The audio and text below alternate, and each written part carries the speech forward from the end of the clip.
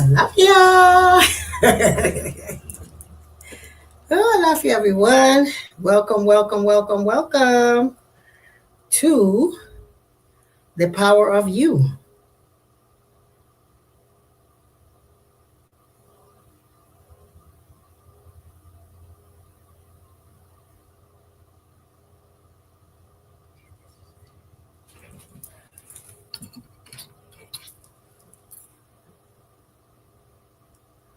Yes, the power of you. Welcome, welcome, welcome, welcome to the power of you.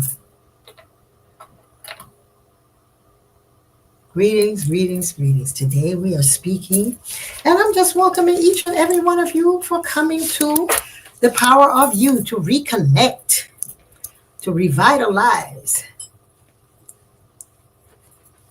What's that?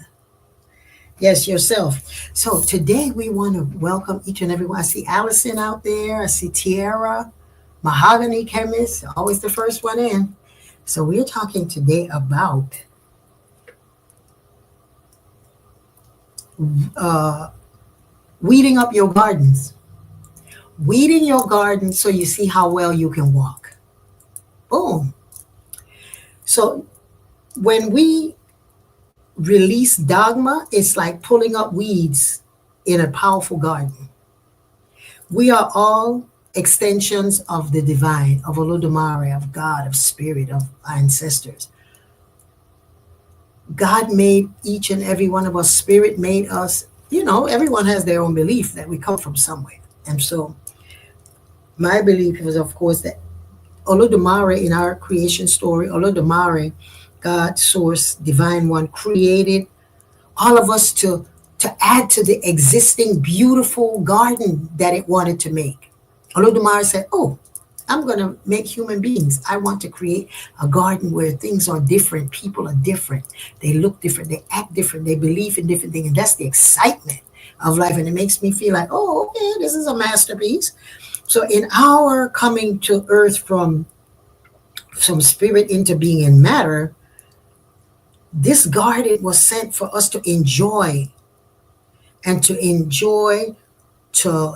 create and to discard what no longer nourishes our destinies, our purpose, our shine, our glamour. So when we look at a garden, when I look at my garden, it reminds me of the work, the hard work that is required for me to reap the rewards of my life. So many of you have seen my garden that I'm online always. Where is Yeyefini in my garden? For me, that is the place where I can think clear and I can just feel. It's I guess it's a hobby, but it's practical as well because it allows me to have fresh fruits and vegetables. I just pick the fruit and stuff. The vegetables and just eat them right there, and it tastes so wonderful. No pesticides. You know where they're from, who touched it, who boxed it up. And so when I look in my garden, it reminds me of the work that is required for me to reap the rewards of life. And when we look at life as this beautiful garden, all of us have tethered some type of garden. When I pull the weeds in my garden, it takes time and diligence because you can't just start pulling and throwing stuff. What do I do when I pull out the weeds? Because if you throw them on the side, they're going to grow again because they have roots. So I bag them up and put them in one bag, and then I take the bag to another location, and then they become fertilizer. They recycle.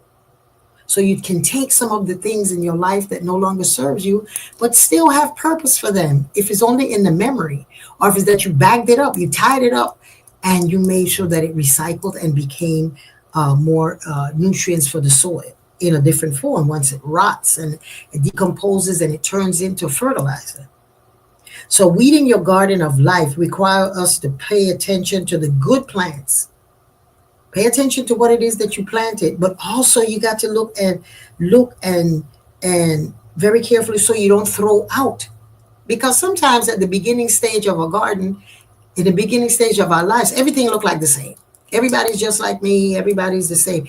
Because all of them sometimes look just like little grass. So you have to be very mindful that you don't pull up what you planted and think that everything out there is grass.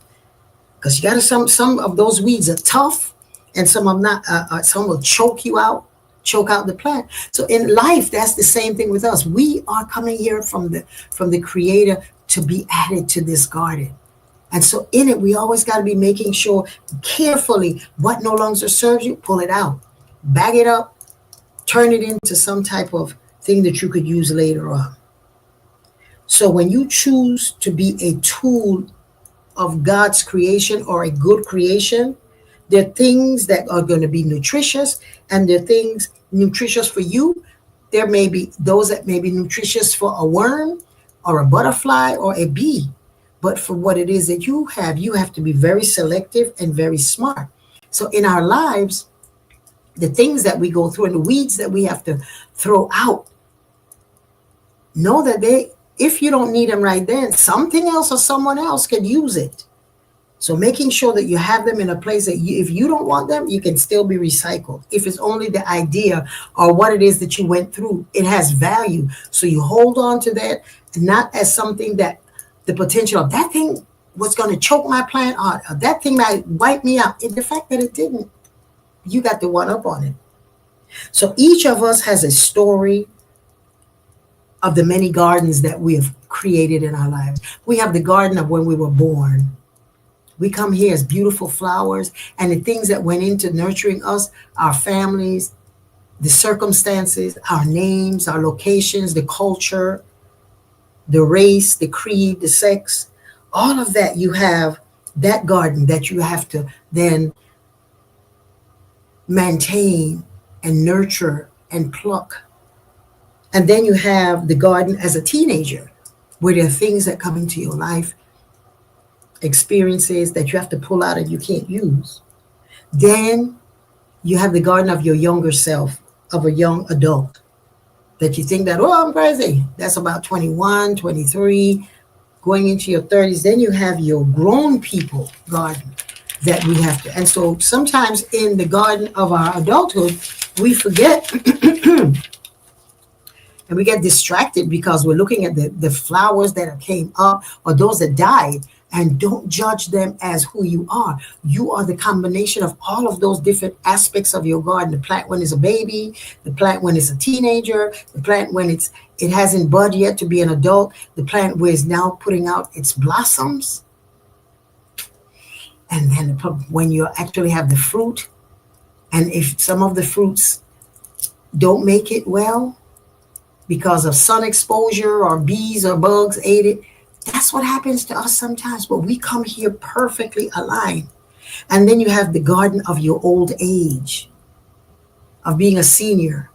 And in that garden, you can look back and say, wow, I remember when I did this or when I didn't, and this had value and this didn't have value. But you get to recollect it. You go out into that bag and pick it up and say, let me recycle this experience. Like they say, once a man, twice a child. So things start slowing down for you as you get older. You're not as fast. You're not as agile. Sometimes your mind is not as quick to remember, but you remember things that you needed and you used. And you go into the garden of getting that. If it's the garden of remember, I remember when I was younger and they would do X, Y, and Z. My mother gave me this, or my auntie, I ate this fruit. I did something. I drank this tea. And then you get back to remember it. But you always have to be continuously nourishing that old age. And then you have the garden we leave behind and will be spoken about us years, centuries after you're gone. So it's important to remember the work and the value you are sharing with the world. Every experience that you've had in this garden is going to nurture someone else. And so when you look at the garden of your life, you have a story. Every one of us have a story as to how we became this beautiful flower and became this beautiful fruit that fed others. And then the seeds went into creating another life form, another life cycle. This is a time for us to embrace your story, our story. Each one of us has a legend and a story for us. So we encourage you to look at some of the things that were your challenges. That were your challenges. So if someone can put in the chat a challenge that you had or a challenge that you're having today, that you know you have to weed it out, and you may not have the tools. You may want to weed it with by just grabbing your hands and doing it. In my garden, sometimes I go and I try to weed it with my hand, and it's too hard, so I have to go get the hoe and just hook it in and pull it out. So sometimes we got to go deeper and deeper to get to the heart of that strong experience. Some of the experiences are tough, some of the experiences are hard, some of the experiences make us who we are. So those of you who have followed me on social media and that, I welcome you, I invite you, that I'm going to be sharing some of my nuggets, some of that, my legacy, some of the things of the garden that I will leave behind and that I have shared with others. That long after I'm gone, you will remember some of the things that I shared. So join me on tomorrow as I talk about the experience that I had raising my children in a polygamous household, marrying to polygamy, living in a polygamous experience, working as a priestess, as a mother, as a daughter. That's what. So join me tomorrow and in June 5th, where I will share some of the things I experienced in my life. I'm also going to be sharing the platform with Oyabumi, who will be Oyabumi, Priestess Oyabumi, the Rosario, who will be speaking about her experience being raised in a polygamous house. And then we have Sister Tabitha that's going to be speaking about the power of the female, the queen bee, giving us insight as to what does it take to be a woman? What does it take to be a male bee and a female queen? Baby, it is so much like human experience.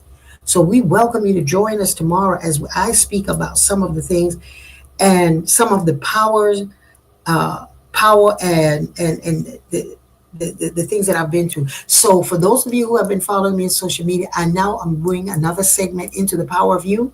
It's going to be the segment that we call Customs and Culture, because we are in this faith, and some of you are not in the faith and this culture, and it's amazing how sometimes you find yourself in situations. You may come in because you have a situation and you come for a reading, and next thing you know, 10 years down the road, you're initiated, or 10 years down the road, you're this phenomenal artist, you're this recording artist, or you are a doctor, or you are a person that bought land and has opened up a garden for the community. There's so many things that you can start. Some people become healers through their own challenges with their health. So the way that we come into meeting spirit is different. There are different ways of us coming to this path. And whatever path it is, sometimes we come in so quick and we wake up, and next thing you know, you're so involved in a culture, in a system, in a spiritual system, that we don't sometimes know the deep cultural meaning of things, and we don't understand some of the customs. So in some of these Power of You, you're going to be able to look at some of the cultures and the customs that forms to what we call today Yoruba people. So this is a new segment, that not a different platform, the same platform, but some of it we're going to be talking about that. So in embracing and expanding what it is that we offer, that I want to leave as my legacy, is the opportunity to know that I always want to share. We will also have segments on health and wellness, because sometimes we get so involved with doing our spiritual work and focus on doing our rituals to become and to maintain who we are at the moment, and we forget the importance of nurturing our bodies, because this is the temple that the spirit lives in. And so we'll be talking about health needs and how to harvest your own herbs for your baths, how to grow herbs for your food, plants and vegetables, and why and how is it that the different orisha may have a particular plant, and how when you use it in a ritual and set the intention for it, how it activates it. So those are the things that I want to be moving into and doing some of the Power of You, because I keep repeating the same thing to students, and so I want to have this platform where you can go in there and I just say it once and you have it on the platform, and you have it where you'll be able to download it and share it. So this is the segment on custom and culture in the power of youth. So join me tomorrow as we speak on polygamy. And so I will be sharing my experience as a wife in a polygamous household, raising children, making a lifelong relationships with women, which enriched my life, and experiences that showed me the extent of how, as human beings, we are capable of looking through life through the lens of a bigger purpose and a bigger reason. Also, I'm going to, as an attempt to embrace fully the custom and culture of the people that we call Yoruba, I also learned the truth, the myth, and the magic of polygamy. Many people are seeking, and as a fact, the reading of the year says it's time for us to look at marriage in a different way to keep our families together. So there are questions that we're going to be asking, things that we could come up, ideas that we can share with each other. Is polygamy relevant in modern times? What was the purpose? What could possibly cause that? What is the math in it? What are the chances now with the ratio of men to women, and some men are in relationships with same-sex love? Then that cuts out some of the math that we'll be speaking on. So it will be the myth that is for everyone, the math, what's the ratio, what's the importance of it now? Can you afford it? The cost of it, is it relevant today? And the magic is that they're in that creation of what it is that we're going to do in our lives as we form families. The magic is that we are creating families every day. But how are we going to support it and hand it over to our children? Are we going to be running game and saying polygamy is having more than one woman? Are you going to be able to afford it? And a woman that's not healed and a man that's not healed, that's tragic when you're dealing with polygamy, when you're talking about putting your spirit with someone else's experience and their spirit with your experiences and joining together for a higher purpose. And feeling that you want to share and not knowing how. And coming living in a community where the voice of elders experienced 300-400 years of generations of people who were raised in it, is the lack of it. Does it help? Does it support? Is it something that can take away? So join us in knowing our culture as we move forward and as we weed and decide, this is not for me. I'm going to take this weed and throw it out. And I'm going to decide to either, whatever it is that I'm going to decide to do with the weeds that I pull out, that's up to you. Whatever your experiences in life, in relationships, in your partnering, in your family, what are you going to do? How does polygamy affect a family who are, this concept is completely against their dogma of their religious practice? So join us. This is conversations that is important for us. And as we move forward in creating our destinies, our legacies that we're going to pass on, we encourage you to sign up to join me tomorrow. And it's a fundraiser. And you know, we're always doing a fundraiser for the temple. Join us today. Go on my link tree, and it's right there. linktr.ee/ask Yeyefini. And you will see exactly how to sign up with Give Butter. Also, drum roll, if you go on any of my social media platforms, you will know that on Friday is the launch, the workbook of the Living Shrine. Get yours. And there are gifts that we're going to be offering for those who get their book, the Living Shrine, the workbook. And that's going to be available on Amazon. And it will be available on my platform as well, on Yeyefini.com. We're doing things that can enhance us so that we can dig in, pull out weeds, look at the things that serves us well in growing into these magnificent flowers that God created us to be. So when it said, I want to be everywhere, I want to be in all colors, all cultures, all complexions, all races, all creed. I want to be there. And I'm going to sprinkle a little bit this, and I'm going to sprinkle a little bit this. And at the end of the day, we are all human beings. We have 2 arms, 2 legs, 1 head, right? And so we are creating the extension of the Most High, of Olodumare, of Source, of the divine that lives inside of us. So the math, the myth, and the magic of polygamy join us. And in African traditional spiritual practices is multifaceted. There's so many different aspects of what is known today as Yoruba people that have gone and lived in so many other countries and cultures and nations. Yes, for those of you who have been asking me questions about polygamy and that you want to do it and you don't, or you hate it, or you think is against everything, join me. Have a conversation, and we will be letting you, some of you, in to speak with our guests, who, of course, is Priestess Oyabume and Tabitha of the powerful, one of the most successful beekeepers in North Carolina. So you don't want to miss it. Join me. Click on there. Go to my website. Go to my link tree. Everything is on there.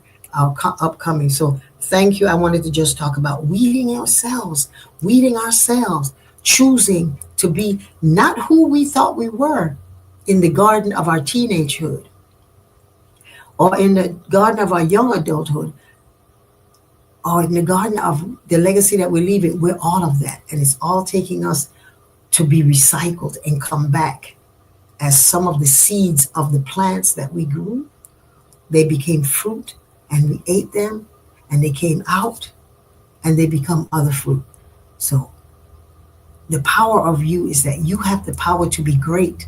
And knowing the culture, knowing the tradition, knowing the colors, the days of the week, the things that tie you into being this garden of flowers allows you to know what flowers will work for you next to each other. You can't plant everything next to each other. I learned that last year. Don't ever put tomatoes next to callaloo. Hey, it drug it all through my garden. So that's the knowledge, the wisdom that we have to have in being selective of the garden that we want. Being selective, being careful, and move forward in this beautiful garden that God created us as extension of its power and its beauty and its love and its magic. Because Olodumare, I don't know if Olodumare was bored that day or just wanted to experiment, but said, let me make human beings. Let me give them some choices that they have.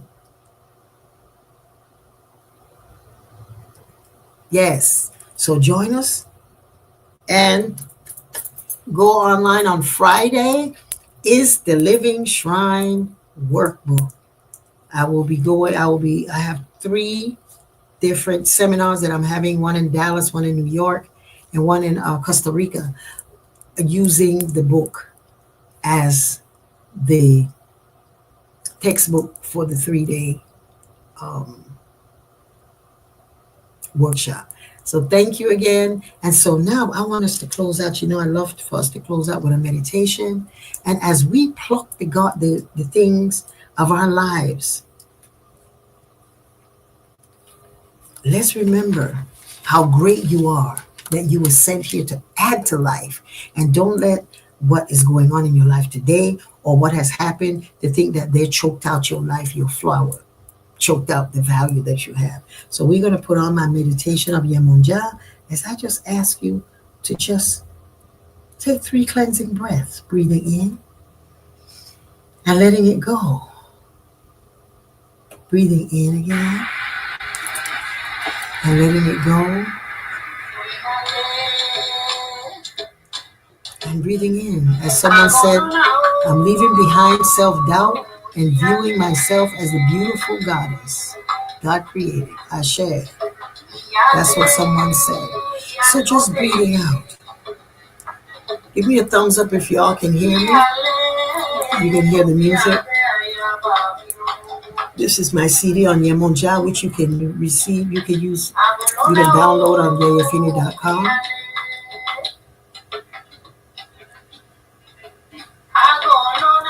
You're just going to breathe out and just visualize yourself in the midst of a beautiful, beautiful garden.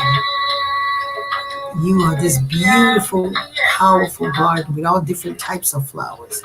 And you are the tallest flower in there. It's like you have roses, you have all types of flowers. And you are this sunflower that is so tall that moves in all the directions to get the sunshine to create this beautiful, beautiful flower.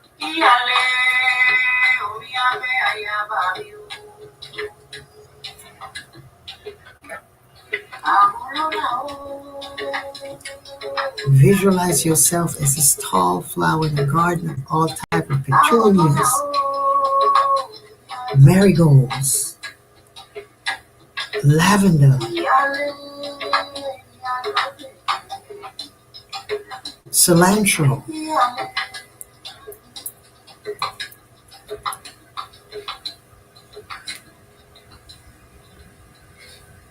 welcome to my series. Breathing in. Yes, visualize yourself as this tall sunflower.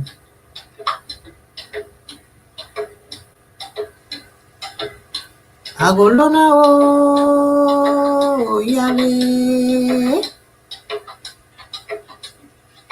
agolona yale, yale yami emonja,